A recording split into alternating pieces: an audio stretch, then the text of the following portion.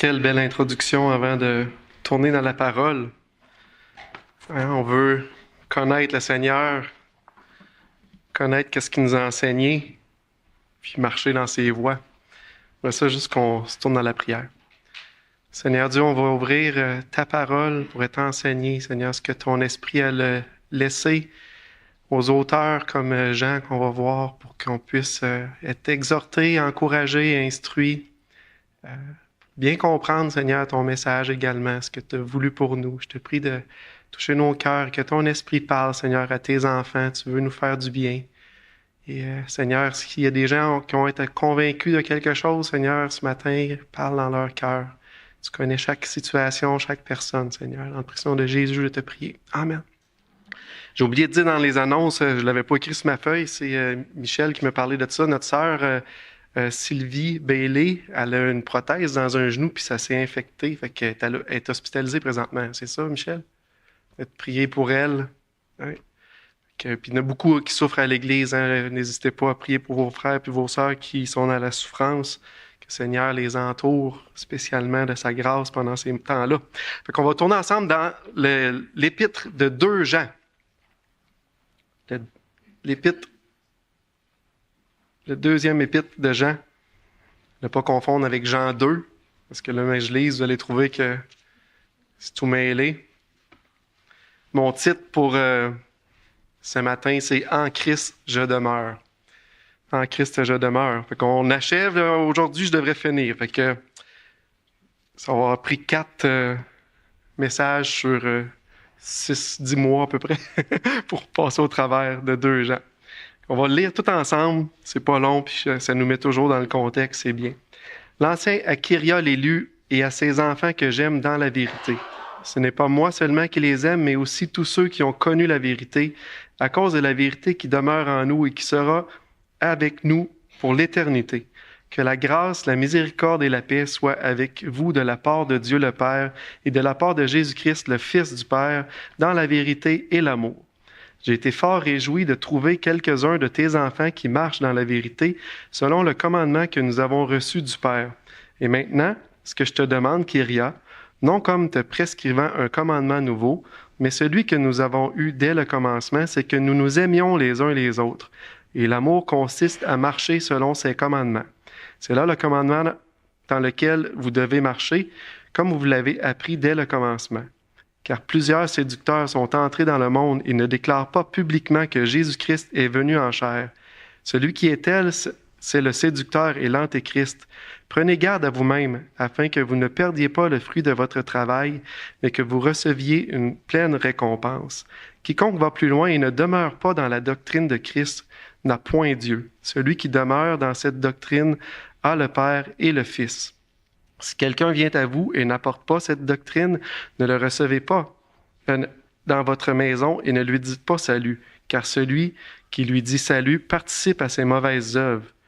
Quoique j'ai beaucoup de choses à vous écrire, je n'ai pas voulu le faire avec le papier et l'encre, mais j'espère aller chez vous et vous parler de vive voix, afin que notre joie soit parfaite. Les enfants de ta sœur, l'élu, te saluent.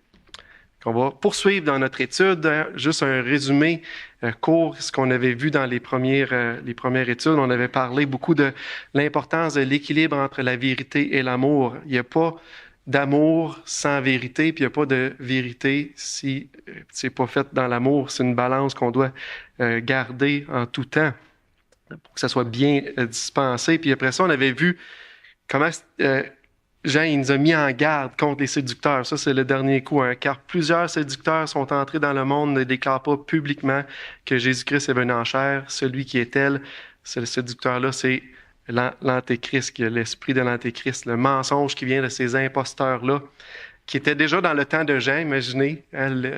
Christ venait juste de monter au ciel. Puis dans les années qui suivaient, il y avait déjà des gens avec l'esprit de l'antéchrist qui enseignaient des faussetés concernant Jésus, ces faux prophètes, des loups cruels, des faux apôtres, des ouvriers trompeurs, des faux docteurs. Dans la Bible, ça les appelle des faux frères. Des gens souvent qui sortent du milieu de nous, puis de nous, hein, de vous. Quand on voit tous les gens dans le Nouveau Testament ont mis en garde. Jésus a mis en garde aussi contre des gens qui vont amener une autre doctrine concernant Jésus-Christ. Puis ça, c'est ce qu'on avait vu. En gros, il renie Jésus venu en chair, ces gens-là. La doctrine de Jésus, c'est central à l'Évangile. C'est la pierre angulaire de notre foi.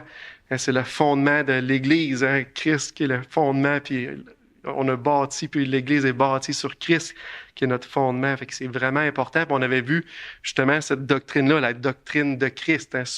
Le verset 9, ça dit quiconque va plus loin ne demeure pas dans la doctrine de Christ, n'a pas Dieu. Fait que c'est quoi cette doctrine-là? Puis on avait passé notre dimanche, il y a quelques semaines, à parler de ça. Jésus, qui est Dieu le Créateur, 100% homme.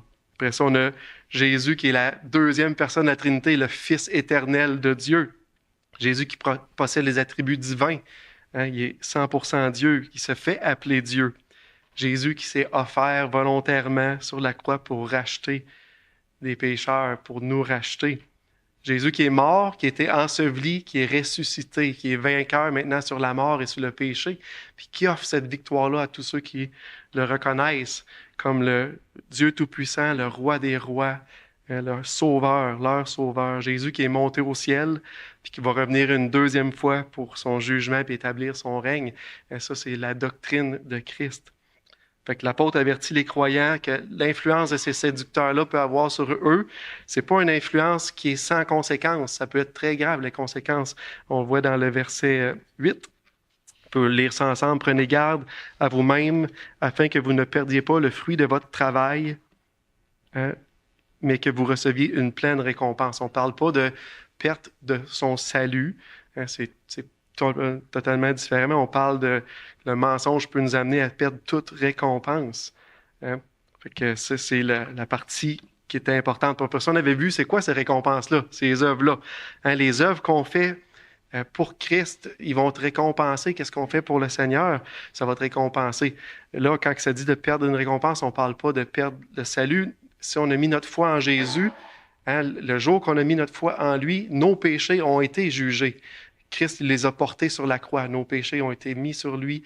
Maintenant, on est vu juste au travers de son sacrifice.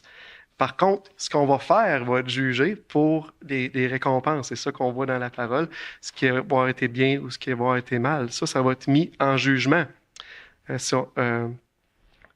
Comme un enfant de Dieu, si on a fait des œuvres pour le royaume de Christ, pour l'édification de l'Église, par amour pour notre prochain, si on a juste laissé l'Esprit de Dieu qui habite en nous travailler dans nos vies, ça va avoir porté du fruit. Sinon, il n'y aura pas de fruit qui va rester. J'aimerais ça qu'on lise 1 Corinthiens 3. On va tourner ensemble. Ça l'explique vraiment bien. 1 Corinthiens 3, versets 12 à 15. Ça va finir notre petit résumé là-dessus. 1 Corinthiens 3. Gardez votre main dans 2 Jean, là, on va revenir. Il est tard un petit peu. J'entends déjà les pages tourner. 1 Corinthiens 3, versets 12 à 15. Or, si quelqu'un bâtit sur ce fondement avec de l'or, de l'argent, des pierres précieuses, du bois, du foin, du chaume, l'œuvre de chacun sera manifestée, car le jour la fera connaître parce qu'elle se révélera dans le feu, et le feu éprouvera ce qu'est l'œuvre de chacun. Si l'œuvre bâtie par quelqu'un sur le fondement, qui est Jésus-Christ, subsiste, il recevra une récompense. Si l'œuvre de quelqu'un est consumée, il perdra sa récompense. Pour lui, il sera sauvé comme au travers du feu. Fait qu'on voit que on n'est pas jugé pour notre péché, mais c'est nos œuvres qui vont passer devant le tribunal de Christ, puis ils vont te brûler, puis il y a des œuvres qui vont être précieuses pour Dieu, de l'or, des pierres précieuses, de l'argent, des métaux précieux, puis ils vont être précieuses pour Dieu, puis le Seigneur va nous récompenser pour ça. C'est lui qui nous récompense. Puis il y a des œuvres qu'on va faire pour notre propre royaume terrestre, de façon égoïste, par notre chair. Ce qui est en bois, en foin, en chaume, ça va brûler. Puis ça va loin, ça va brûler au point que certaines personnes vont plus avoir rien à présenter. Puis ça dit que ces gens-là, ils sont sauvés comme au travers du feu. Ils sont sauvés, ils vont aller dans la présence de Dieu parce qu'ils ont mis leur confiance en Jésus-Christ, mais ils n'auront rien à lui présenter, ils n'auront pas d'œuvre pour lui. Aucun enfant de Dieu devrait avoir l'attitude de dire « moi, pourvu que je sois sauvé au travers du feu ». Ça ne devrait jamais être notre attitude. C'est pas une sortie de prison gratuite qu'on a eue quand le jour qu'on a mis notre foi en Jésus-Christ. Ça a amené un changement dans notre vie. Dieu a mis son esprit en nous. Dieu nous a bénis en Jésus-Christ. Ça devrait avoir produit quelque chose. Fait que en même temps, c'est un avertissement, comme Jean le disait dans 2 Jean. Hein? Faites attention de ne pas perdre votre récompense. Fait que c'est un bout super important. Hein? On ne veut pas seulement naviguer dans cette vie-là comme si de rien n'était avec notre sortie de prison, en sachant qu'un jour on va être dans la présence de Dieu. On veut vivre pour lui, on l'a vu, on veut l'aimer. On veut faire les œuvres qu'il a placées devant nous. C'est le désir qu'on a dans notre cœur. Si on n'a pas ce désir-là dans notre cœur, on a à se repentir ou à se remettre en question. Est-ce que j'ai vraiment compris c'est quoi l'Évangile? Est-ce que j'ai vraiment compris la grâce que j'ai reçue en Christ, le sacrifice qui a été fait pour moi pour me racheter? Est-ce que j'ai compris ces choses-là? Fait que si on retourne dans notre texte, fait que Jean nous met en garde des séducteurs qui pourraient nous voler cette pleine récompense-là. On va être rendu dans la partie verset 9. Quiconque va plus loin et ne demeure pas dans la doctrine de Christ n'a point connu Dieu, n'a point Dieu. Celui qui demeure dans cette doctrine a le Père et le Fils.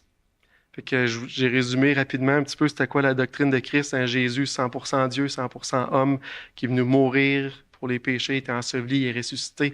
On a eu le mémorial, la table du Seigneur, qui nous rappelle ça, cette doctrine-là, cet enseignement-là central qu'il faut avoir notre foi dans cette doctrine-là. Puis si vous avez manqué la doctrine plus en détail, retournez sur quelques semaines en arrière, là, il y a eu un message complet là-dessus, vous pouvez passer.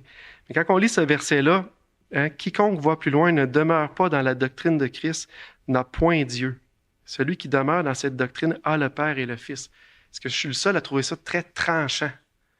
C'est tu demeures, tu as Dieu. Si tu ne demeures pas dans la doctrine de Christ, tu n'as pas Dieu. Tu n'as pas Dieu puis tu n'as pas le Fils. Je trouve que c'est un verset très tranchant. Puis on va voir plusieurs passages comme ça. Puis j'ai sélectionné volontairement des passages de l'apôtre Jean pour garder son style littéral dans qu'est-ce qu'il parle. Mais il est tranchant comme ça à d'autres reprises. Fait que, on va tourner dans Jean 3. Ça, c'est une de ces places-là où ce qu'on voit l'apôtre Jean très tranchant de la même manière. Jean 3, verset 18. On connaît tous Jean 3, 16. Dieu a tant aimé le monde qu'il a donné son Fils unique afin que quiconque croit en lui ne périsse point, mais qu'il ait la vie éternelle. Mais si on continue à lire un petit peu plus loin, le verset 18, Jean 3, 18. Celui qui croit en lui n'est point jugé, mais celui qui ne croit pas est déjà jugé parce qu'il n'a pas cru au nom du Fils unique de Dieu. Fait qu'on voit encore très tranchant, celui qui croit n'est pas jugé, il a cru en Jésus. Mais si tu ne crois pas, tu es déjà jugé. Ton péché, que tu as commis tes péchés, tu vas avoir à payer pour parce que Christ n'a pas payé. Tu n'as pas mis ta foi en lui, il ne les a pas pris encore sur lui, ces péchés-là. Tu n'as pas voulu mettre ta foi en lui. Dans Jean 3, 36, même chose. Celui qui croit au Fils a la vie éternelle. Celui qui ne croit pas au Fils ne verra point la vie, mais la colère de Dieu demeure sur lui. Encore une fois, tu crois, tu as la vie éternelle. Si tu ne crois pas, tu as la colère de Dieu sur toi. Tu n'as pas mis ta foi dans Jésus. Dans 1 Jean 5, 10, je peux vous le lire.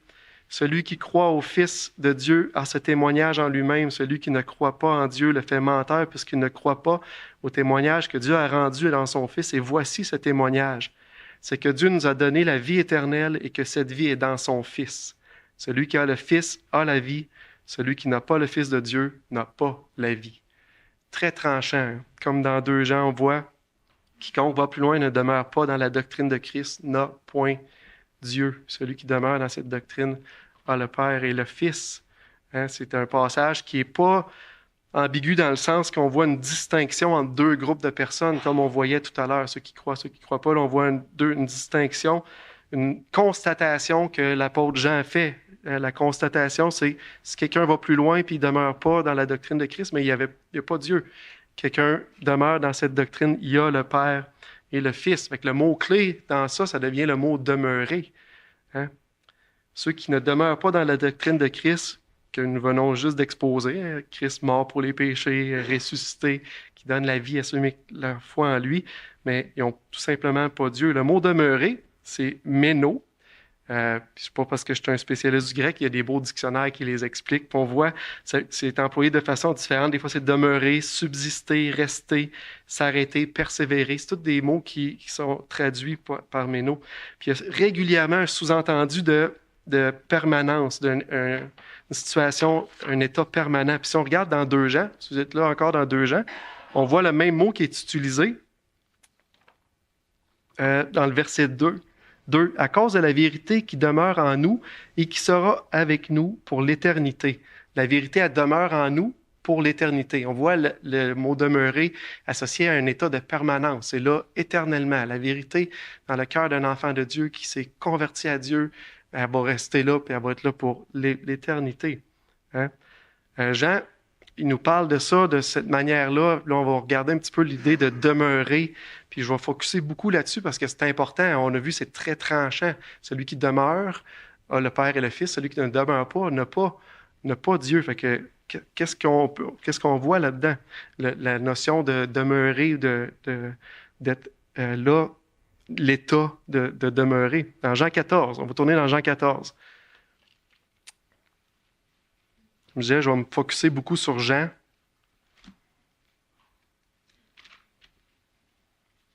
Jean 14 et versets 16-17. C'est Jésus qui parle. Ça commence « Et moi », ça c'est Jésus. « Je prierai le Père et il vous le donnera un autre consolateur afin qu'il demeure éternellement avec vous. L'Esprit de vérité que le monde ne peut recevoir parce qu'il ne le voit point, ne le connaît point. Mais vous, vous le connaissez car il demeure avec vous et il sera en vous. » Juste la mise en contexte, Jésus était dans la chambre haute. Il avait partagé le pain et la coupe. Déjà, avec ses disciples, on voit ce temps-là, Judas était parti, son faux, celui qui allait le trahir, était parti. Puis là, il restait les 11 qui étaient fidèles à lui. Puis là, Jésus leur parle pour les encourager. Puis là, il leur parle du Consolateur. Puis là, le Consolateur qui est l'Esprit Saint. Puis quand il leur parle de ça, il leur dit « L'Esprit qui demeure éternellement avec vous. » Puis pas seulement avec vous, éternellement en vous. Là, il leur parlait, il leur promettait, vous allez recevoir l'Esprit qui va être éternellement avec vous et en vous. Fait que là, on voit encore le mot demeurer, puis là, c'est plutôt Dieu qui va demeurer dans ses enfants, dans ses croyants, de façon éternelle. Ça, c'est un signe très clair que l'Esprit demeure dans les enfants de Dieu. Paul, il met le sceau là-dessus quand il parle dans Éphésiens 1, 13, 14, je vais vous le lire. En lui, vous aussi, après avoir entendu la parole de vérité, l'évangile de votre salut. On pourrait parler dans 2 Jean, la doctrine de Christ. Hein? En lui, vous avez cru et vous avez été scellés du Saint-Esprit qui demeure en vous éternellement. Le Saint-Esprit qui avait été promis. Jésus l'avait promis à ses apôtres. Aux 11, il ne l'a pas promis à Judas. Judas était parti, mais à ses apôtres, il avait promis d'avoir l'Esprit de Dieu qui allait demeurer éternellement avec lui. L'Esprit qui est un gage de notre héritage pour la rédemption, le rachat de ceux que Dieu s'est acquis pour célébrer sa gloire. Hein, le sceau de l'Esprit, le sceau, c'est une identification, c'est aussi l'authentification. Fait que là, on parle du sceau de Dieu. L'Esprit, c'est Dieu, le Saint-Esprit, qui va authentifier le croyant. C'est un acte de propriété. Voici, ça m'appartient, que Dieu fait. C'est un signe d'autorité. Ceux qui avaient des sceaux, c'est ceux qui avaient l'autorité. Puis il n'y a pas autorité plus ultime que l'autorité du Seigneur qui scelle ses enfants. Fait que le vrai disciple va demeurer dans la doctrine de Christ parce que l'Esprit de Dieu éternellement en lui, il est scellé de l'Esprit de Dieu. Si on continue dans cette veine-là d'idées, on voit dans Jean 10, on va tourner dans Jean 10. Jésus se compare au bon berger dans Jean 10. Jean 10, les versets 3 à 5. Le portier lui ouvre. Là, il parle au berger. Le portier ouvre au berger. Et le bon berger qui est Christ. Et les brebis entendent sa voix. Il appelle par leur nom les brebis qui lui appartiennent. Il les conduit dehors. Lorsqu'il a fait sortir toutes ses propres brebis, il marche devant elles. Et les brebis le suivent parce qu'elles connaissent sa voix. Elles ne suivront point un étranger, mais elles fuiront loin de lui parce qu'elles ne connaissent pas la voix des étrangers. Les brebis de Dieu, que Dieu appelle par leur nom, vont pas se tourner vers un autre évangile, vers un étranger, vers une autre doctrine, parce qu'elles connaissent la voix de leur berger. Ils sont scellés de l'Esprit de Dieu, puis ils sont véritablement ses brebis. Dans Jean 10, versets 27 à 29, juste la page un peu plus loin, « Mes brebis entendent ma voix. » Là, on parle bien des brebis du Seigneur. « Je les connais, elles me suivent, je leur donne la vie éternelle, elles ne périront jamais, personne ne les ravira de ma main. Mon Père qui me les a donnés est plus grand que tous, et personne ne peut les ravir de la main de mon Père. On voit dans ce passage-là que les brebis que Christ connaît, il leur donne la vie éternelle. Fait que les enfants de Dieu qui ont reconnu Jésus-Christ comme leur sauveur ont en eux la vie éternelle. Ils ont l'Esprit de Dieu qui va être en eux éternellement. Ils demeurent en Christ. Ils ne vont pas écouter un autre évangile, une autre doctrine. Hein? Ils vont vraiment rester là. Ils ne vont pas périr. Puis après ça, Jésus dit, personne ne peut les ravir de ma main. Mon Père est plus grand, puis personne ne va les ravir de la main de mon Père. On pourrait dire une quadruple sécurité pour quelqu'un qui est en Christ, qui demeure en Christ, hein, qui a connu Jésus. Il a la vie éternelle, il ne périra pas, il est en sécurité dans la main de Christ, il est en sécurité dans la main du Père. On va tourner dans Jean 8.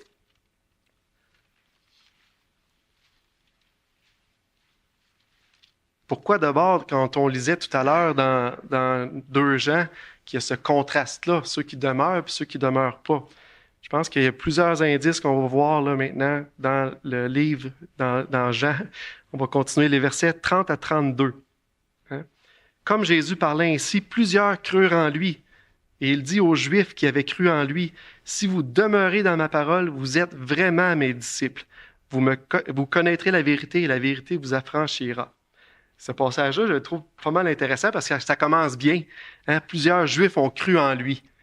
Mais là, Jésus il a mis une clarification à cette croyance-là ou à la foi. Puis, je pense qu'il a bien fait. Si vous connaissez le reste du chapitre 8, hein, les mêmes groupes de gens qui ont cru en lui, un petit peu plus tard, quand Jésus dit « Avant qu'Abraham fût, je suis, donc il se faisait Dieu », bien, ils ont voulu le lapider. Fait que, ils ont cru, mais Jésus a mis une bémol. Le bémol, c'est hein, « Si vous demeurez dans ma parole, vous êtes vraiment mes disciples. » Fait que c'est croire, mais aussi croire puis demeurer dans qu'est-ce que j'enseigne puis qu'est-ce que je dis, qu'est-ce que je suis, la doctrine de Christ. Celui qui demeure dans la doctrine de Christ a Dieu et a le Fils, a le Père et le Fils. Si tu ne demeures pas dans ça, tu n'as pas la doctrine de Christ en toi. Hein? Tu n'as pas Dieu et tu n'as pas le Fils. Puis Jésus avait raison de le dire. Hein? Jésus clarifie la foi. Les gens qui vont être sauvés croient en Jésus, demeurent en Jésus dans sa parole. Ça aurait pu être écrit, « Si vous demeurez dans ma parole, vous êtes véritablement mes disciples. » Hein? On voit une petite distinction que le Seigneur fait là. Puis comme je dis, la distinction était nécessaire parce que les mêmes qui ont dit qu'ils avaient cru pas longtemps après voulaient le lapider dans le même groupe. Je pense pas tous. Je pense qu'il y en a qui avaient cru vraiment. Mais il y avait un groupe qui ont même voulu le lapider. Fait qu'ils n'avaient pas tout compris. Hein? On prend ça. Et si on continue dans le même ordre d'idée, Jean 2, on voit... Fait que quand Jésus a dit qu'il était Dieu, il y en a qui n'ont pas accepté ça, fait qu'ils ne sont pas dans la doctrine de Christ. Ils n'avaient pas voulu accepter que Jésus-Christ était là avant Abraham, qui était Dieu, le Dieu éternel, Yahvé, le « Je suis ». Dans Jean 2, versets 23 à 25, pendant que Jésus était à Jérusalem, à la fête de Pâques, plusieurs crurent en son nom, voyant les miracles qu'il faisait, mais Jésus ne se fiait point à eux, parce qu'il les connaissait tous et parce qu'il n'avait pas besoin qu'on lui rende témoignage d'aucun homme, car il savait lui-même ce qui était dans l'homme. C'est bien, on dit, il y a plusieurs qui ont cru, mais encore une fois, il y a un bémol qui est apporté. Hein? C'est pas tout le monde qui avait une foi authentique, puis Jésus le savait. Il savait reconnaître un cœur repentant. Il savait savoir qui était vraiment attiré par les miracles puis par le spectaculaire, ou qui était ses enfants, puis qui croyaient en lui, en sa personne, qui était le Sauveur. Hein? Puis là, Christ commençait à le révéler tranquillement. On est dans le début de son ministère. Puis il ne se faisait pas berner, Jésus. Il avait cette sagesse-là que nous, on n'a pas nécessairement. Hein? Dans Jean 6, on a un autre exemple, une confrontation entre Jésus et les Juifs. Puis dans ça, Jésus parle dans un langage spirituel, puis il dit, si vous ne mangez pas mon corps, puis si vous ne buvez pas mon sang, vous ne pouvez pas être de mes enfants. Puis là, les gens ils trouvaient ça épouvantable de ce qu'il disait là. Ils ne comprenaient pas que c'était un langage imagé et spirituel. Fait que Jean 6, versets 64 à 66, on va lire, mais il en est parmi vous, ça c'est Jésus qui parle, mais il en est parmi vous quelques-uns qui ne croient point, car Jésus savait dès le commencement qui étaient ceux qui ne croyaient point, qui était celui qui devait le livrer. Il ajouta, Et il ajouta, c'est pourquoi je vous le dis, que nul ne peut venir à moi si cela ne lui a été donné par le Père. Dès ce moment, je veux qu'on focus là-dessus, dès ce moment, plusieurs de ses disciples se retirèrent et n'allèrent plus avec lui. Là, c'était des gens qu'on appelait des disciples, c'était des adhérents à Christ qui le suivaient. Mais là, les paroles de Jésus, c'était trop. C'était trop pour eux autres. Fait que c'était des gens qu'on aurait pu dire, qu'on aurait pu voir aujourd'hui, peut-être assis à l'église, mais qu'un bon nez, ah non, mais ça dépasse. Moi, je ne veux pas obéir vraiment à ça. Ça, c'est trop pour moi. Hein? Puis là, ils ont quitté Jésus, puis ils se sont retirés. Est-ce que c'était, comme on voyait dans Jean 8 tout à l'heure, celui qui demeure en moi et dans ma parole, c'est lui qui est véritablement mon disciple. Si les gens rejettent la doctrine de Christ, les enseignements de Christ, mais c'est pas ses disciples. Hein? Puis Jésus il le savait dès le commencement, on le voyait au verset 64. Il connaissait les cœurs. Jésus, lui, ne se fait pas berner par ça. C'était pas des disciples authentiques, puis on le voit parce qu'ils se sont retirés. Fait que la distinction faite par Jean, on retourne dans 2 Jean. On va retourner dans 2 Jean. La distinction faite par Jean, quand il dit quiconque va plus loin ne demeure pas dans la doctrine de Christ n'a point Dieu. Celui qui demeure dans cette doctrine a le Père et le Fils.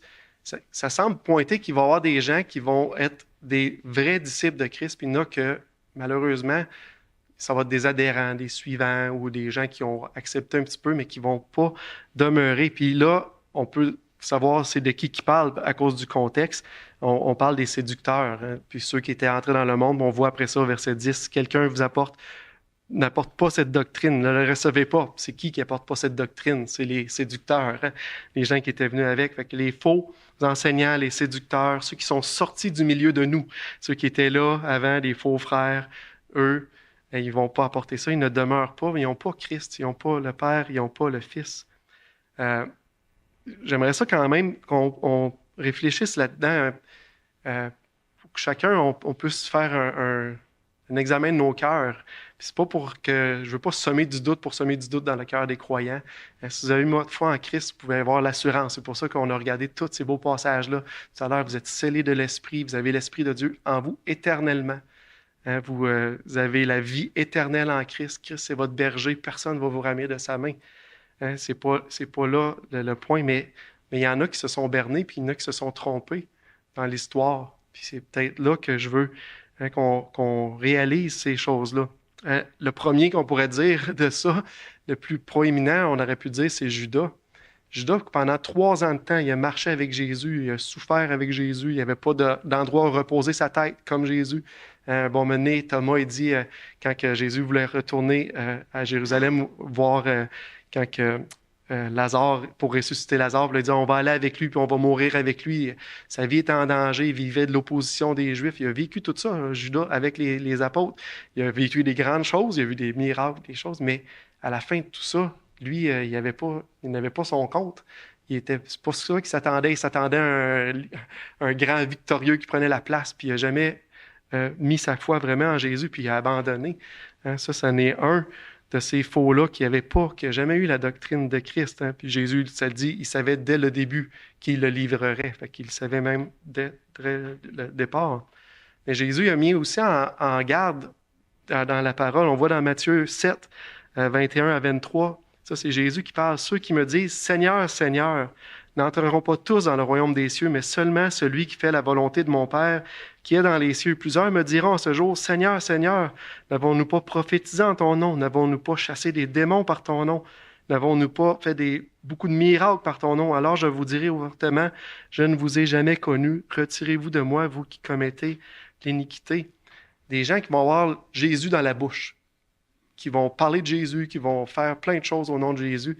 Mais quand ils arrivent devant le Seigneur, devant Dieu, puis qu'ils se font mettre de côté, leur réflexe, c'est pas de dire « Hey, j'avais mis ma foi dans ton sacrifice que tu avais fait, dans ta mort à ma place, je m'étais confié en toi, je savais que je pouvais pas. » Non, leur réflexe, c'est de dire « Hey, moi, j'ai fait ça en ton nom, j'ai fait des miracles, j'ai parlé en ton nom, j'ai fait... »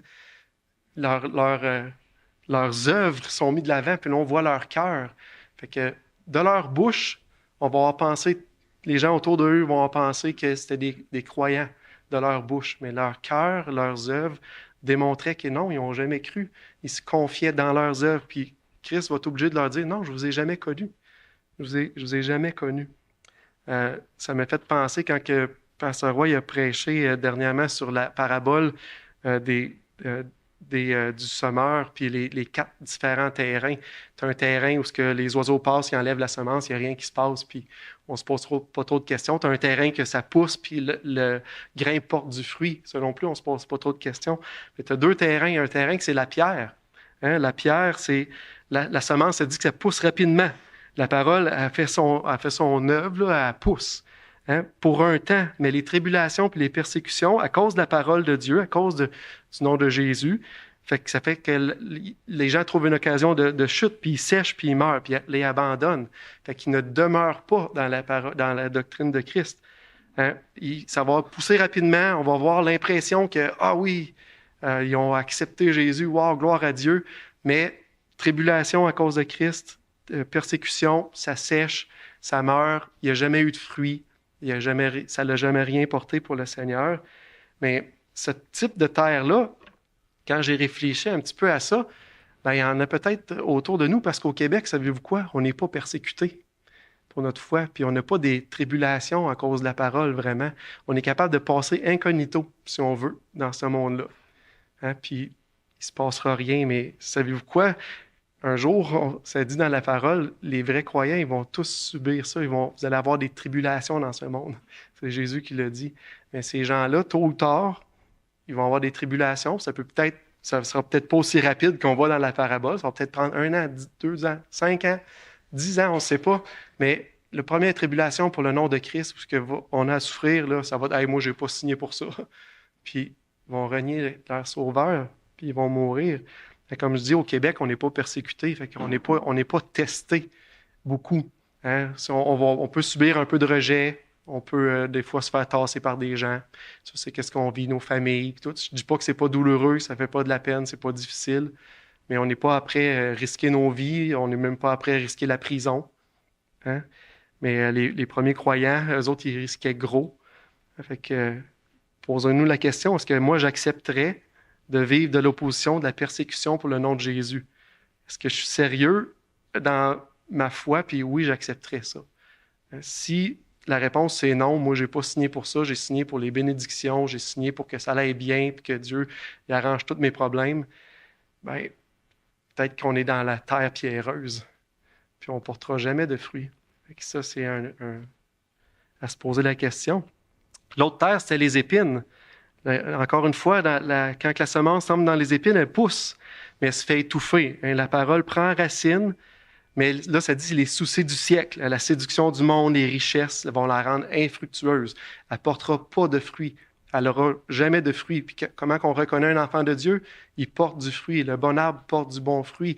Dans Jean 15, si un serment ne porte pas de fruits, il est coupé, il est retranché.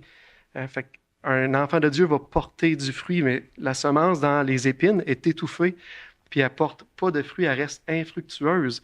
Et c'est quoi ce genre de terre-là? On peut en avoir autour de nous, on peut en voir, on a peut-être même à l'intérieur même de l'Église, les gens où les soucis des richesses du monde, qu'est-ce que le monde va penser des réseaux sociaux, mon royaume personnel, mon confort, va faire que notre vie va tout simplement infructueuse.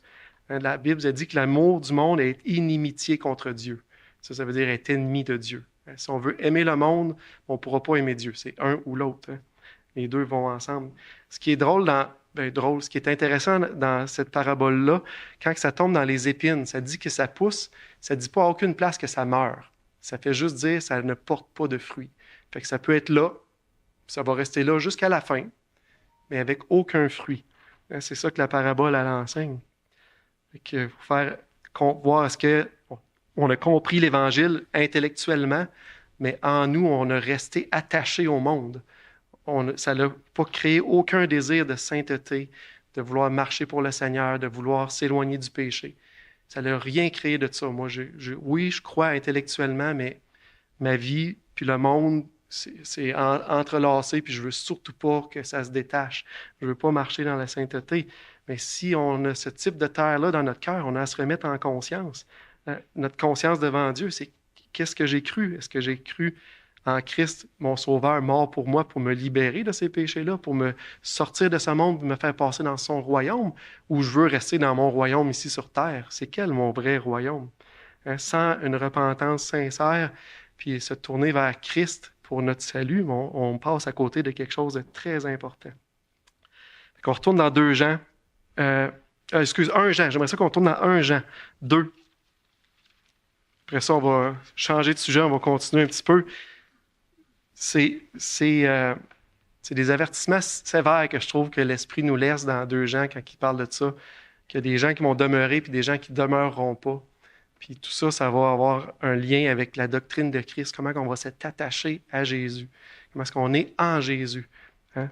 Puis pas une foi superficielle. Dans Jacques, ça parle d'une foi morte, hein, qu'il n'y a pas d'œuvre qui la suivent, qui sert à rien. Dans 1 Jean 2, versets 18-19, Jean, c'est exactement le même thème que dans 2 Jean.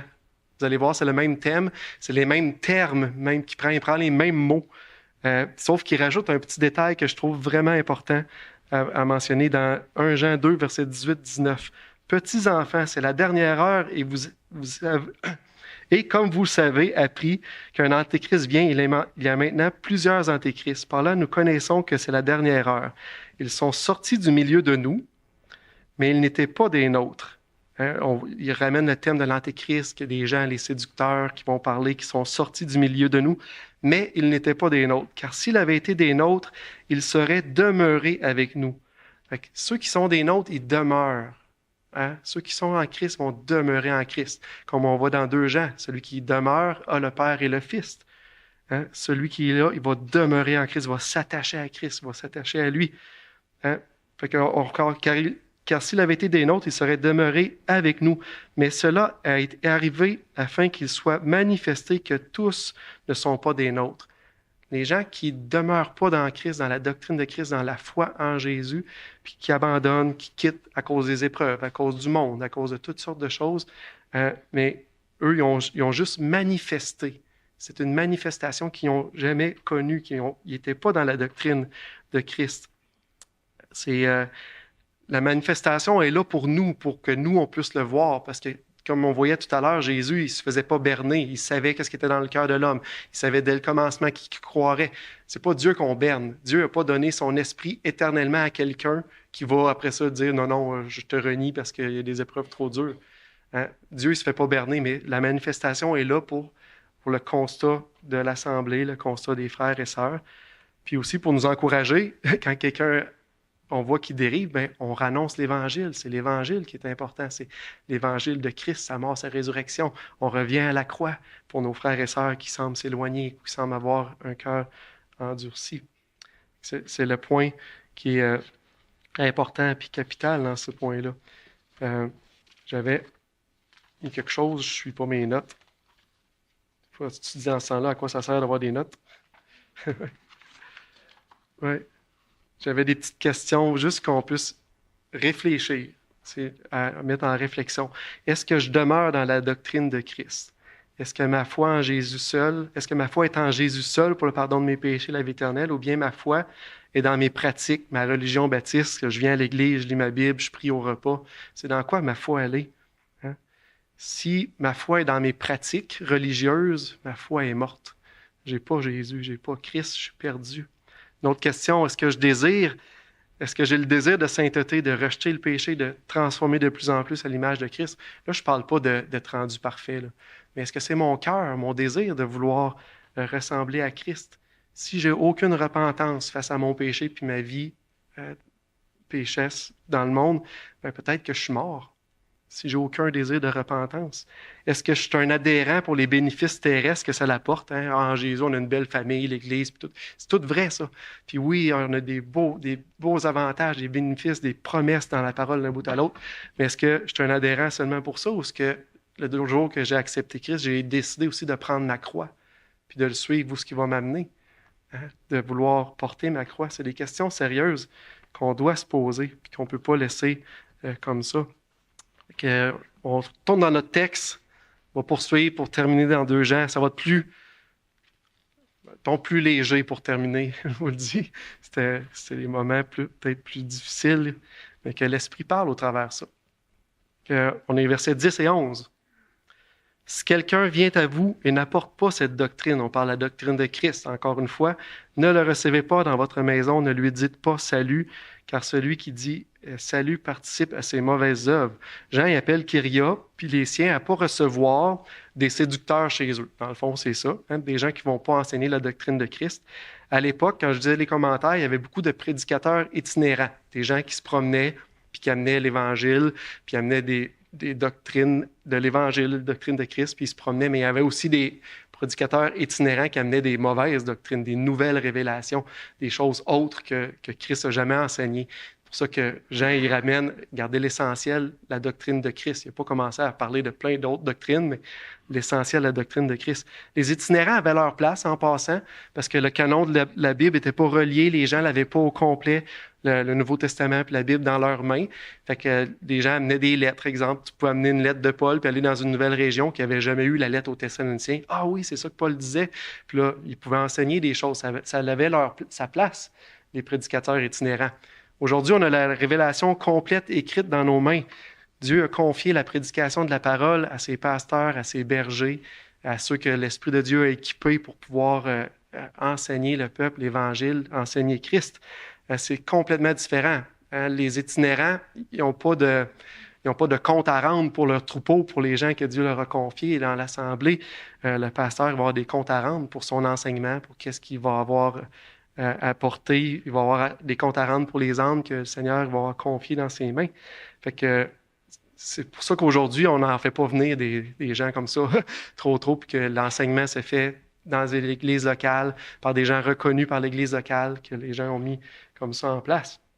Fait que là, Jean ne veut pas dire de ne pas accueillir des personnes, de pas mais il ne veut pas qu'on participe, il ne veut pas qu'on soit associé à des faux docteurs. Hein. C'est ça qu'il dit à Kyria. Kyria pouvait recevoir des gens qui ne croient pas à l'Évangile, sinon elle n'aurait pas pu évangéliser. Hein. On peut recevoir des gens comme ça dans le but de leur apporter l'Évangile. Mais si c'est des gens qui viennent pour nous enseigner, ça, c'est une autre chose. Là, peut-être que vous vous dites, ben, comment ça s'applique pour nous autres aujourd'hui? On n'offre pas l'hospitalité à grand monde, puis je pense pas que je vais me faire avoir avec un n'importe qui.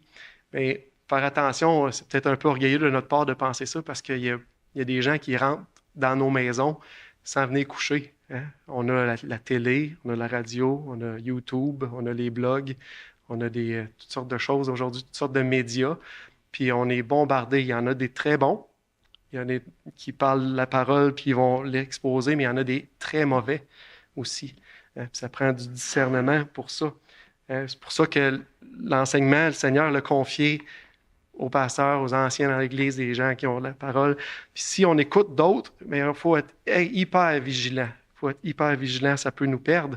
Ça peut nous faire perdre nos récompenses. Comme on a vu, on peut tomber dans un enseignement qui est complètement contraire à ce que la parole veut nous dire. Je vous dis, c'est quasiment impossible de ne pas être influencé par les médias, là. Hein, puis on écoute tout quelque chose, mais je vous dis, votre autorité devrait toujours être la parole de Dieu. Fait que faites attention à ce que vous écoutez, qu'est-ce que vous faites rentrer dans vos maisons. Puis là, dire, oh, mais moi, je ne participe pas. Je les écoute, mais je ne participe pas. Mais à chaque fois que tu écoutes un faux prophète, mais c'est une vue dans l'algorithme de l'Internet. Puis là, plus qu'il y a de vues, plus que son message va te propager, plus qu'il va y avoir d'autres gens qui vont le voir. Encore plus si vous dites « j'aime » ou si vous dites « je vais m'abonner à son site parce que je suis curieux de voir qu'est-ce qu'il va dire. Hein? » Bien, on participe à ça. C'est comme si on le faisait rentrer dans notre maison. On le fait rentrer en tout cas dans nos oreilles, dans nos têtes, puis on pousse, on promouvoit son matériel. Fait que ça... mise en garde, ça s'applique aussi à nous autres. C'est pas parce qu'on ne les reçoit pas physiquement à manger puis dans notre maison qu'on ne les reçoit pas en vrai. Ça, on va finir verset 12-13.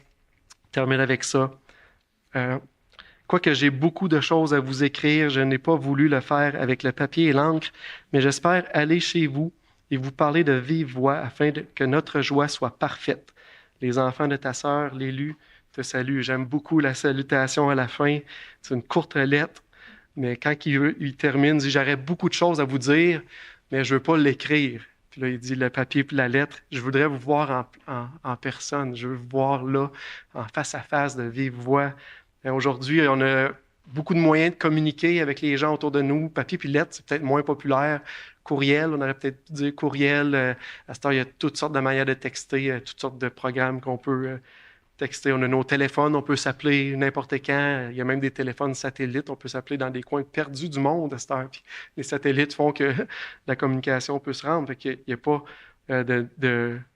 rien qui empêche la communication, mais il n'y a rien qui va jamais remplacer passer du temps de vive voix, face à face avec quelqu'un, avec vos frères et sœurs dans le Seigneur. Puis j'aimerais ça vous exhorter à ça, vous encourager. Passez du temps ensemble. Isolez-vous pas. Le dimanche, c'est le fun. On a un bon temps de communion, mais limitez pas ça au dimanche. Frottez-vous les uns les autres ensemble. Passez du temps. Ça va vous encourager, ça va vous exhorter ensemble. Vous allez pouvoir mettre en œuvre ce que le Seigneur a dit, qu'on va vous reconnaître à l'amour que vous avez les uns pour les autres. Tous vont reconnaître que vous êtes mes disciples. Que c'est la dernière exhortation que Jean nous laisse à nous aujourd'hui, mais lui, il ne disait pas en exhortation à Kyria, il disait juste « j'ai hâte de te voir en personne ». Mais que ce soit ça aussi dans nos cœurs. On a hâte de vous voir en personne, passer du temps avec vous. Un petit résumé court. Hein? C'est hyper important de s'assurer qu'on demeure en Christ. Hein? C'est comme un résultat de l'amour de Dieu en nous, qu'on a compris et cru. On est attaché à Christ. En Christ, je demeure. C'était mon titre. C'est vraiment important parce que les gens qui ne demeurent pas montrent qu'ils n'ont pas connu le Seigneur, qui ne sont pas de Christ et de Dieu. Puis là, je ne parle pas de quitter pendant l'Église parce que tu vis une vie un peu croche. Puis je parle des gens qui quittent la foi, là, qui abandonnent la foi, qui n'ont pas Christ, qui n'ont pas Dieu. Le Seigneur, il va ramener ses enfants, il va les convaincre, il va travailler dans leur cœur. J'ai vu ça à maintes reprises. Mais assurez-vous d'être en Christ puis de demeurer en Christ pour les bonnes raisons, parce que vous aimez le Seigneur, parce que vous êtes attaché à lui. Après ça, on a vu qu'il ne faut pas laisser entrer n'importe qui dans nos oreilles, dans nos cœurs. On ne reçoit pas les gens qui vont amener les mauvaises doctrines. Puis on se colle les uns aux autres. C'est un petit résumé de ce qu'on a vu ce matin. On va prier. Seigneur Jésus, c'est tellement beau la doctrine de Christ que tu nous as laissée. Le repas du Seigneur qu'on a pu partager ensemble. Tu nous as greffés en toi, Seigneur, et on le voit à plusieurs reprises. En Éphésiens, il y a un chapitre qui commence, qui plein de versets qui disent « En lui, en lui, en lui ». C'est là notre position, on est en toi, Seigneur. Tes enfants, Seigneur, bien-aimés, qui ont reconnu Jésus-Christ, leur Sauveur, qui ont mis leur foi en ton sacrifice pour le pardon de leurs péchés. Le jugement est tombé sur Christ, Seigneur, et aujourd'hui, on est blanc comme neige devant toi. Tu nous as donné ton Esprit Saint. On ne réalise peut-être pas ce grand cadeau-là, cet Esprit qui va nous accompagner pour l'éternité, qui va demeurer en nous pour l'éternité. Quel privilège! Seigneur, je te prie que ton Esprit travaille dans nos cœurs pour créer en nous ce désir-là de sainteté, ce désir de te ressembler, ce désir de marcher dans tes voies. Seigneur, notre plus grand état de gloire, c'est quand on va te voir face à face puis on va être comme tu es. Mais on veut déjà, Seigneur, ici-bas, se laisser guider, Seigneur, par toi et avancer dans la foi, dans ce que tu nous montres, dans ta parole, pas se laisser berner par le mensonge autour de nous et perdre les belles récompenses que tu as pour nous, Seigneur. Mais notre plus belle, ça va de te voir face à face. Seigneur, je te prie pour les personnes qui, peut-être qui sont ici depuis longtemps, on pourrait dire des adhérents, mais qui n'ont pas vraiment mis leur foi en ton nom, Seigneur, qui se sont pas abandonnés à toi. Et ta parole est claire. Seigneur, ils n'ont pas la vie. Ils n'ont pas Christ, ils n'ont pas Dieu, ils n'ont pas le Père. Je te prie de convaincre les cœurs, Seigneur, d'apporter l'humilité dans la vie, Seigneur, de quelqu'un pour réaliser que, oui, je mets ma foi dans mes œuvres, je mets ma foi dans le spectaculaire, mais je ne me suis jamais donné à toi, je n'ai pas pris ma croix. Je ne veux pas te suivre, je veux mon confort, Seigneur, mon propre bien. Tu connais chaque cœur, Seigneur, laisse pas quelqu'un partir avec un cœur qui ne t'appartient pas, Seigneur, et touche le cœur. Béni soit ton nom. On veut te remercier au nom de Jésus-Christ. Amen.